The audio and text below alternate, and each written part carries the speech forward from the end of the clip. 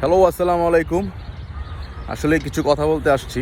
আপনারা সবাই জানেন যে কন্টেন্ট ক্রিয়েটর কাফি যে ছেলেটা, যাই হোক ওর সেই ছেলেটার একটা ছবি আমি স্ক্রিনে দিয়ে দিব, যারা চিনেন না ছবি দেখলে হয়তো বা চিনতে পারেন।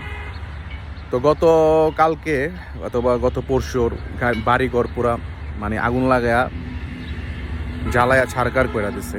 তো যাই হোক, এই ছেলেটা 5ই আগস্টের আগে বা 5ই আগস্টেও আন্দোলনে ছিল। 32 ধানমন্ডি 32-এ যে বঙ্গবন্ধুর ভবন ছিল সেটা ভাঙার সময় এই ছেলেটা ছিল। তো যাই হোক, এই ছেলেটা প্রতিবাদ করছে, ছাত্রদের সাথে ছিল। তার মানে এই না যে এই ছেলের বাড়িঘর ভাঙতে হবে, তাই না? তো যাই হোক, যারা এই কাজটা করছে ওর বাড়িঘর পুরা আগুন দিয়ে একদম ছারকার কইরা দিচ্ছে। তো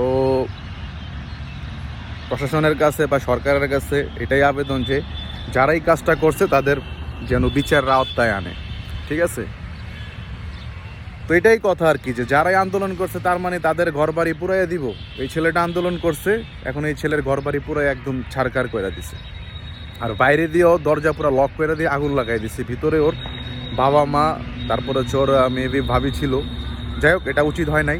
তো সরকারের দৃষ্টি আকর্ষণ করছি যে এটা যেন সুষ্ঠু তদন্ত করা হয় এবং বিচার করা হয়, এটাই বলার। আল্লাহ হাফিজ।